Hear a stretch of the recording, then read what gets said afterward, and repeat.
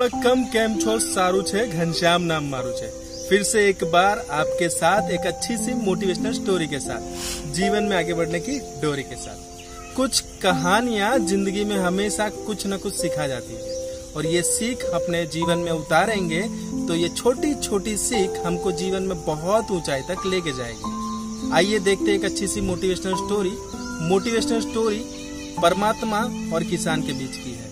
किसान परमात्मा को कोसता रहता है कि हर बार मैं मेहनत करता हूँ और हर बार सीजन के हिसाब से तू बारिश नहीं करता है, कभी ओले गिरा देता है, कभी बारिश कम करता है, कभी बहुत सारी धूप गिरा देता है। फसल को चाहिए वो तू क्यों सही से नहीं देता है, हर बार तेरा मैनेजमेंट क्यों गलत होता है।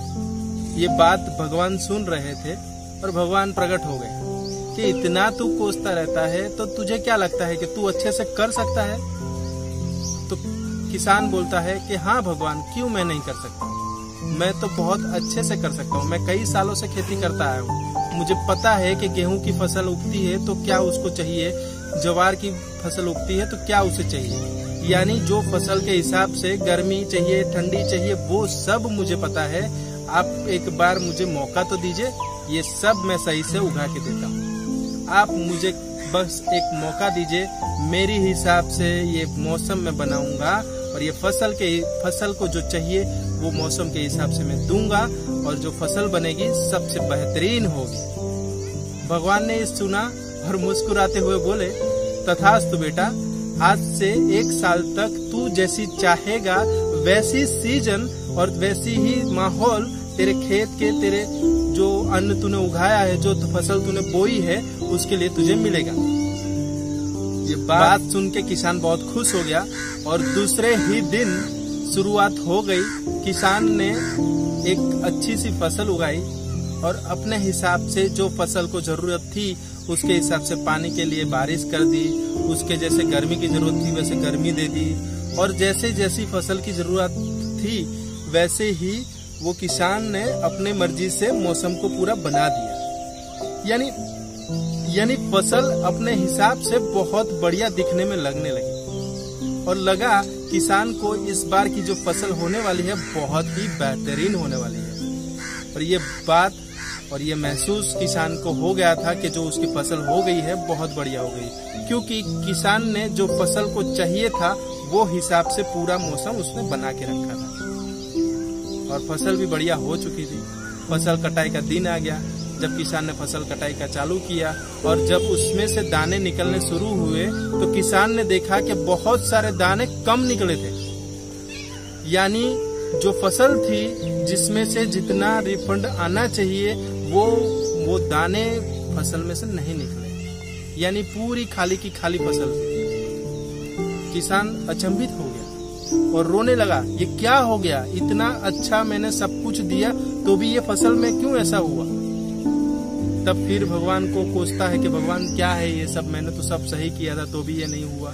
तो भगवान फिर से प्रकट होते हैं और बोलते हैं कि तूने ये फसल को जो चाहिए था वो तो दिया, पर उसे अंदर से सक्षम होने के लिए तूने उसको कोई कष्ट नहीं दिया। जब तक तुझे कष्ट नहीं देता, जैसे बारिश में गिराता हूँ, जैसे पवन हवा देती है, फसल गिर जाती है और फिर फसल अपने आप फिर से खड़ी हो जाती है, वो एक कुदरती प्रोसेस है।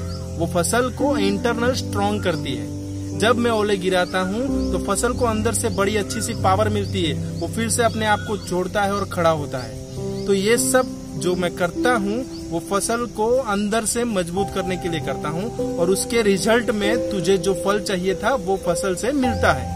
पर तूने क्या किया, तूने उसको इतनी फैसिलिटी दी कि वो फसल अंदर से खोखली हो गई। जीवन भी इसी सीख के हिसाब से जीना चाहिए दोस्तों, कि हमें चुनौतियां मिलती है, चुनौतियों से हमें सीखना चाहिए और आगे बढ़ते रहना चाहिए, क्योंकि जब तक तुम्हें चुनौती नहीं मिलेगी तब तक तुम अच्छे नहीं बनोगे। कितनी बार तुम दुनिया से जितना भी लड़ना हो लड़ लो, पर आपको अपनी जिंदगी में अच्छे से निखरना है तो ठोकरें खानी पड़ेगी, चुनौतियों का शिकार करना पड़ेगा।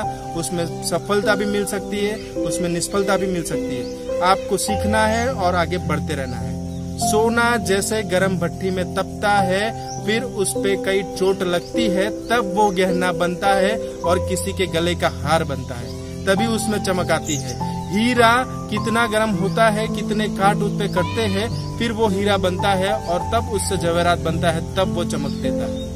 तो जिंदगी भी जितनी भी चाहे कठिन हो और जितनी भी चाहे चुनौतियां मिले, जब तक चुनौतियां नहीं होगी तब तक जिंदगी बेस्ट नहीं होगी। ये जिंदगी की सीख है और अपनी भी सीख है। फैलाइए ये स्टोरी को, ये मोटिवेशनल थॉट को सबको फैलाइए, क्योंकि ये सबको पहुंचेगी और सब अच्छे से एक काम कर पाएंगे।